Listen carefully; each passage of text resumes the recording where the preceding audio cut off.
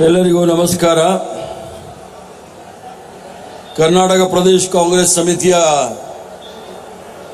Working president ಆಗಿರ್ತಕ್ಕಂಥ ರಾಜ್ಯಸಭಾ ಸದಸ್ಯರು ಆಗಿರ್ತಕ್ಕಂಥ ಚಂದ್ರಶೇಖರ್ ಅವರೇ, ಈ ಭಾಗದ ಸಚಿವರು ಆಗಿರ್ತಕ್ಕಂಥ ಗೆಳೆಯ ಎಚ್ ಕೆ ಪಾಟೀಲ್ ರವರೇ, ವೇದಿಕೆ ಮೇಲೆ ಕುಳಿತಿರ್ತಕ್ಕಂಥ ಎಲ್ಲ ಕಾಂಗ್ರೆಸ್ ಪಕ್ಷದ ಮುಖಂಡರೇ, ಆಗಮಿಸಿರ್ತಕ್ಕಂಥ ಬಂಧು ಭಗಿನಿಯರೇ, ಮಾಧ್ಯಮದ ಮಿತ್ರರೇ, ಈಗಷ್ಟೇ ಬಹಳ ಭಾಷಣವನ್ನು ಕೇಳಿದಿರಿ. ಎಲ್ಲರೂ ಸಹ ಇದರ ಮೂಲ ಉದ್ದೇಶವನ್ನ ತಮಗೆ ಹೇಳಿದ್ದಾರೆ.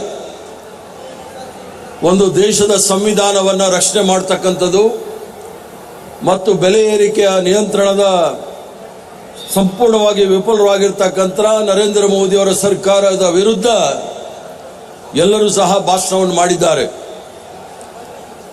ಬೆಲೆ ಏರಿಕೆ ವಿರುದ್ಧ ಬಹಳಷ್ಟು ಜನ ಮಾತಾಡೋದ್ರಿಂದ ನಾನು ಒಂದೇ ಒಂದು ಶಬ್ದ ಹೇಳಿ ಬೇರೆ ವಿಚಾರವನ್ನು ತಮ್ಮ ಮುಂದೆ ಹೇಳಲಿಕ್ಕೆ ಇಚ್ಛೆ ಬೀಳ್ತೇನೆ.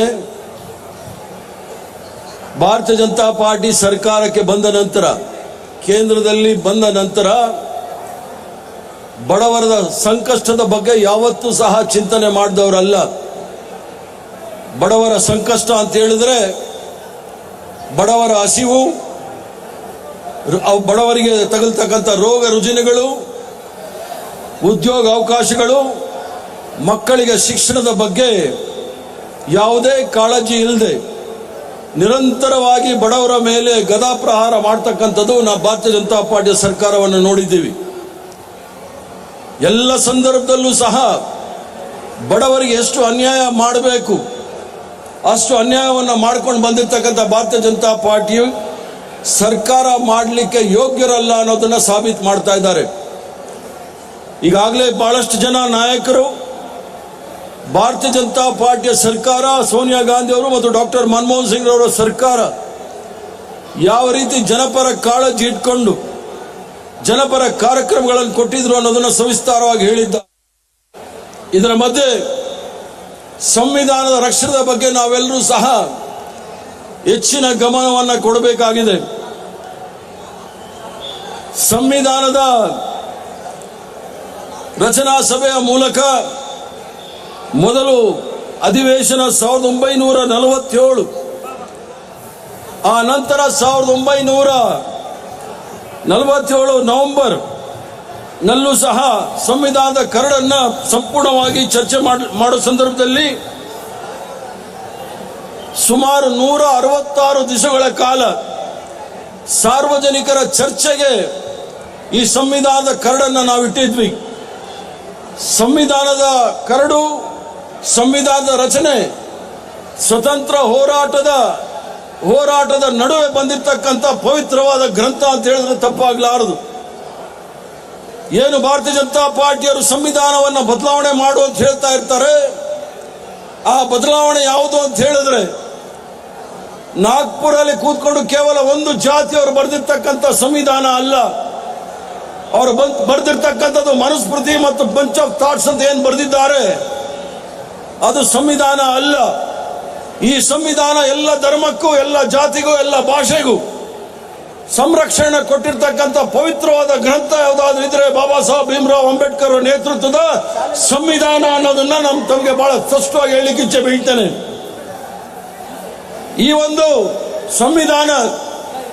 ಸಂವಿಧಾನದ ಸಭೆಯಲ್ಲಿ, ರಚನಾ ಸಭೆಯಲ್ಲಿ 2 ವರ್ಷ 11 ತಿಂಗಳು 18 ದಿವಸಗಳ ಕಾಲ ಸುದೀರ್ಘವಾಗಿ ಚರ್ಚೆ ಮಾಡಿ ಈ ಒಂದು ಸಂವಿಧಾನವನ್ನು ನಮಗೆ ಕಾಂಗ್ರೆಸ್ ಪಕ್ಷ ಮತ್ತು ಬಾಬಾ ಸಾಹೇಬ್ ಭೀಮರಾವ್ ಅಂಬೇಡ್ಕರ್ ಅವರು ಕೊಟ್ಟಿದ್ದಾರೆ. ಈ ಸಂವಿಧಾನವನ್ನು ಬದಲಾವಣೆ ಮಾಡಬೇಕು ಅಂತೇಳಿ ಹುನ್ನಾರ. ಯಾವ ರೀತಿಯ ಸಂವಿಧಾನವನ್ನ ದೇಶಕ್ಕೆ ಅರ್ಪಣೆ ಮಾಡಿದಾಗ ಬಾಬಾ ಸಾಹೇಬ್ ಭೀಮರಾವ್ ಅಂಬೇಡ್ಕರ್ ಅವರು ಹೇಳ್ತಾರೆ, ಈ ಸಂವಿಧಾನವನ್ನ ನಾವು ದೇಶಕ್ಕೆ ಅರ್ಪಿಸಿಕೊಂಡ ಮೇಲೆ ಕೆಲವು ವೈರುಧ್ಯಗಳ ನಡುವೆ ನಾವು ಪಾದಾರ್ಪಣೆ ಮಾಡ್ತಾ ಇದ್ದೀವಿ. ಕೇವಲ ರಾಜಕೀಯ ಪ್ರಜಾಪ್ರಭುತ್ವ ಮಾತ್ರ ಸಾಲದು, ರಾಜಕೀಯ ಪ್ರಜಾಪ್ರಭುತ್ವದ ಜೊತೆಗೆ ಸಾಮಾಜಿಕ ಮತ್ತು ಆರ್ಥಿಕ ಪ್ರಜಾಪ್ರಭುತ್ವವು ಸಹ ಬಹಳ ಮುಖ್ಯವಾಗಿದೆ ಅಂತ ಹೇಳಿ ಬಾಬಾ ಸಾಹೇಬ್ ಭೀಮರಾವ್ ಅಂಬೇಡ್ಕರ್ ಅವರು ಹೇಳ್ತಾರೆ. ಒಬ್ಬ ಮನುಷ್ಯ ಈ ಒಂದು ಆರ್ಥಿಕ ಕ್ಷೇತ್ರ ಮತ್ತು ಸಾಮಾಜಿಕ ಕ್ಷೇತ್ರದಲ್ಲೂ ಸಹ ಮನುಷ್ಯನ ಮೌಲ್ಯವನ್ನು ಸಹ ನಾವು ತಿಳ್ಕೊಳ್ಬೇಕು ಅಂತ ಹೇಳಿದಾಗ ಅದು ಅದನ್ನ ಬಹಳಷ್ಟು ಜನ ಸ್ವೀಕಾರ ಮಾಡ್ತಾರೆ. ಈ ಒಂದು ಇಂಥ ವೈರುಧ್ಯದ ಬದುಕನ್ನು ನಾವು ಎಲ್ಲಿವರೆಗೂ ಮುಂದುವರಿಸ್ತೇವೆ ಅದು ಬಹಳ ಮುಖ್ಯ. ಈ ಸಂವಿಧಾನ ಸಮಾನತೆ ಬಗ್ಗೆ ಹೇಳ್ತಕ್ಕಂಥದ್ದು ಬಾಬಾ ಸಾಹೇಬ್ ಅಂಬೇಡ್ಕರ್ ಅವರು ಏನು ಹೇಳಿದ್ದಾರೆ ಅನ್ನೋದು ತಮ್ಗೆ ಹೇಳ್ತೀನಿ. ಯಾಕಂದ್ರೆ ಭಾರತೀಯ ಜನತಾ ಪಾರ್ಟಿಯ ಕೆಲವು ನಾಯಕರು ಹುಬ್ಳಿ ಧಾರವಾಡಲ್ಲಿ ಬಹಳಷ್ಟು ಮಾತಾಡ್ತಾ ಇರ್ತಾರೆ. ಬಾಬಾ ಸಾಹೇಬ್ ಭೀಮರಾವ್ ಅಂಬೇಡ್ಕರ್ ಅವರು ಹಿಂದೂ ರಾಷ್ಟ್ರಕ್ಕೆ ಬೆಂಬಲ ಕೊಟ್ಟಿದ್ರು ಅಂತ ಹೇಳಿ. ಬಾಬಾ ಸಾಹೇಬ್ ಭೀಮರಾವ್ ಅಂಬೇಡ್ಕರ್ ಅವರು ಏನು ಹೇಳಿದ್ರು ಅಂತ ಹೇಳಿ ತಮ್ಮದೇ ಹೇಳಿಕೆ ಇಚ್ಛೆ ಬೀಳ್ತಾನೆ. ಇಂತಹ ವೈರುಧ್ಯದ ಬದುಕನ್ನು ನಾವು ಎಲ್ಲಿಯವರೆಗೆ ಮುಂದುವರಿಸುತ್ತೇವೆ? ಸಾಮಾಜಿಕ ಆರ್ಥಿಕ ಬದುಕಿನಲ್ಲಿ ಸಮಾನತೆಯನ್ನು ಎಷ್ಟು ದಿವಸ ಹೀಗೆ ನಿರಾಕರಿಸುತ್ತೇವೆ? ಒಂದು ವೇಳೆ ಹೀಗೆ ಮುಂದುವರಿಯಿತು ಅಂದರೆ ನಾವು ಇಷ್ಟು ಶ್ರಮಪಟ್ಟು ಕಟ್ಟಿದ ಪ್ರಜಾಪ್ರಭುತ್ವದ ಸೌಧವನ್ನೇ ಅಪಾಯಕ್ಕೆ ಒಡ್ಡುತ್ತೇವೆ. ನಾವು ಆದಷ್ಟು ಬೇಗ ಸಮಾನತೆ ಸಾಧಿಸದಿದ್ದರೆ ಅಸಮಾನತೆಯಿಂದ ಬಾಧಿತರಾಗುವ ಶೋಷಿತರು ಈ ಪ್ರಜಾಪ್ರಭುತ್ವವನ್ನು ಪುಡಿ ಪುಡಿ ಮಾಡ್ತಾರೆ ಅಂತೇಳಿ ಬಾಬಾ ಸಾಹೇಬ್ ಭೀಮರಾವ್ ಅಂಬೇಡ್ಕರ್ ಬಹಳ ಸ್ಪಷ್ಟವಾಗಿ ಹೇಳಿದರು. ಗಣರಾಜ್ಯದ ದಿನ ನಾವು ಎರಡು ಜವಾಬ್ದಾರಿಗಳನ್ನು ನೆನೆಸಿಕೊಳ್ಬೇಕಾಗುತ್ತದೆ. ಮೊದಲನೆಯದು, ದೇಶದಲ್ಲಿ ರಾಜಕೀಯ ಪ್ರಜಾಪ್ರಭುತ್ವವನ್ನು ಸುಸೂತ್ರವಾಗಿ ಉಳಿಸಿಕೊಂಡು ಬೆಳೆಸಿಕೊಂಡು ಹೋಗುವುದು ಮೂಲಕ ದೇಶದ ಸಾರ್ವಭೌಮತೆಯನ್ನು ಕಾಪಾಡುವುದು ಎರಡನೇದಾಗಿದೆ. ಅದರ ಜೊತೆಗೆ ಯಾವ ಪ್ರಜಾಪ್ರಭುತ್ವದಲ್ಲಿ ಸಂವಿಧಾನದಲ್ಲಿ ಸಮಾನತೆ ಇರೋದಿಲ್ಲ, ಆ ಸಮಾನತೆ ವಿರುದ್ಧ ಇರ್ತಕ್ಕಂಥ ಯಾವುದೇ ಹಿಂದುತ್ವವಾದಿಗಳು ಈ ದೇಶವನ್ನು ಒಂದಾಗಿಡ್ಲಿಕ್ಕೆ ಸಾಧ್ಯ ಇಲ್ಲ ಅನ್ನೋದನ್ನ ಬಹಳ ಸ್ಪಷ್ಟವಾಗಿ ಬಾಬಾ ಸಾಹೇಬ್ ಭೀಮರಾವ್ ಅಂಬೇಡ್ಕರ್ ಅವರು ಹೇಳಿದ್ದಾರೆ. ಅದರ ಜೊತೆಗೆ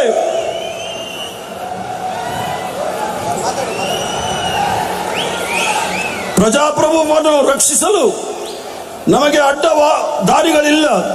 ಈ ದಾರಿಯನ್ನು ಹೊರತುಪಡಿಸಿ ಒಂದು ಧಾರ್ಮಿಕ ರಾಷ್ಟ್ರೀಯತೆಯ ಮೂಲಕ ದೇಶವನ್ನು ಕಟ್ಟುವ ಮಾತುಗಳು ನಾವು ಬ್ರಿಟಿಷರ ಕಾಲದಿಂದಲೂ ಸಹ ಕೇಳುತ್ತಿದ್ದೇವೆ.